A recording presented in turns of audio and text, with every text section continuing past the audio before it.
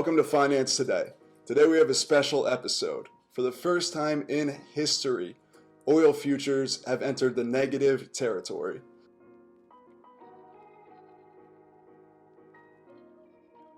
Today we're going to go over what this means, how the price inversion happened, and the effects that this will have on the market in the future. As lockdown continues, people aren't driving as much, they're definitely not traveling, and the demand for oil has plummeted. Typically, OPEC controls the price of oil by manipulating the supply from oil exporting countries. Recently, the supply cuts that OPEC has made have been much less than the demand cuts that we're seeing from the COVID-19 virus. In our economics video, we learned how a decrease in demand causes a decrease in price. Now, this explains the crash of oil's price, but how can a commodity enter negative territory? Oil producers, refiners, and holders are storing the surplus of oils in warehouses, and they began to rent tanker ships to store oil on due to the massive surplus. Yesterday, the price of oil's futures dipped to negative $37. This means that oil sellers were actually paying buyers to take oil contracts off of their hands.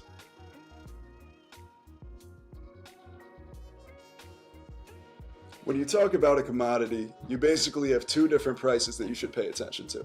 You have the spot price, which tells what the commodity is trading at right now, and you have the futures price, which tells what the commodity is going to sell for a month, 2 months, or 3 months, etc. into the future. An oil's future contract guarantees that the seller of oil will be providing the holder of the contract with a set number of barrels at a specific date. An oil investor will buy a contract in April to receive 100 barrels of oil in May in order to lock in the current price of oil. When May comes along, the holder of the contract will receive the physical barrels of oil and they'll have to store it.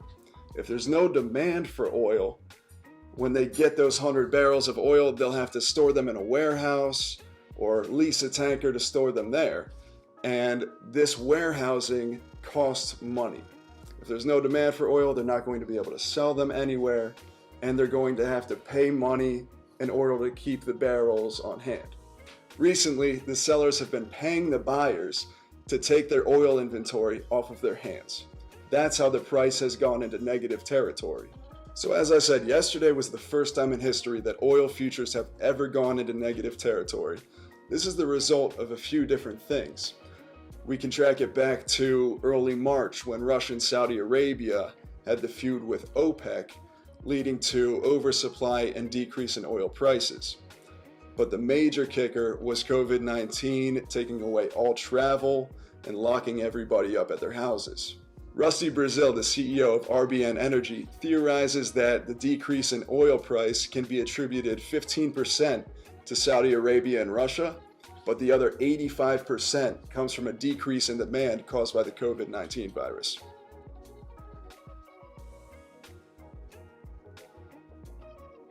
When you're talking about commodities, you can measure their performance by looking at two different prices, the spot price and the future price. The spot price will tell you what a barrel is trading for right now if you were to buy it. The futures price tells you what the price is anticipated to be at a future date. A futures contract allows you to lock in the price of a barrel at a future date for delivery then. Most traders never actually receive the physical oil, but they'll buy a contract for delivery a few months from now, hoping the value of oil increases so they can trade that contract to somebody else who's willing to pay more for it. The futures date that we saw enter negative territory was for May. One of my theories as to why this happened, it could have been hedge funds and ETFs getting rid of their old positions that expired in May and taking on new ones with a June or July expiration date. Obviously, oil isn't worthless, and the spot price is currently $9 a barrel, which is still extremely low. So what does that mean for the economy and oil refiners and producers?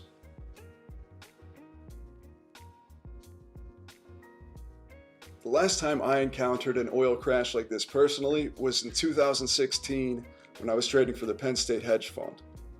Back then, we wrote a thesis on how the decrease in oil price would lead to the bankruptcy of small cap oil firms.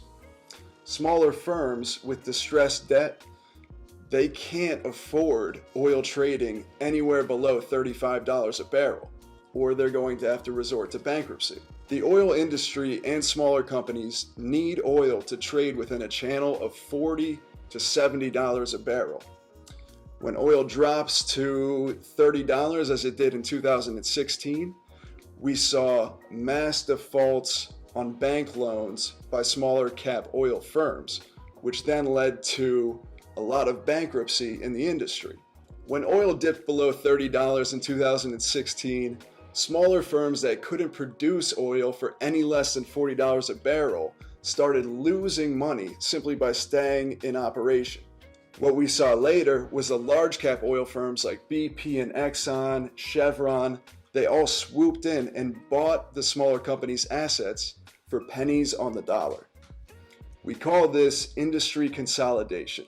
When smaller companies that are asset heavy declare bankruptcy, you can almost guarantee that the larger firms that have cash on hand are going to come in and buy all of their assets at a heavy discount. This consolidates the market by kicking the smaller firms out and giving the larger guys more physical assets to play with. Then when oil rebounds and starts trading in that channel of $40 to $70 per barrel again, the larger firms are making money hand over fist because they have doubled their output. So there you have it. That's why oil crashed so hard, what it means for the industry, and my own personal outlook based on my experience. Until yesterday, almost nobody knew that oil could turn negative for futures contracts. I personally will be a buyer in some oil firms at this level, but it is a risky trade because we don't know when the demand for oil will return, and we definitely don't know in what capacity. If you're going to buy oil at this level or buy into oil stocks, make sure you target larger firms with secure balance sheets and a lot of cash on hand. Firms that can survive this oil surplus and the demand glut and come out positive on the other side. Thanks for tuning into Finance Today.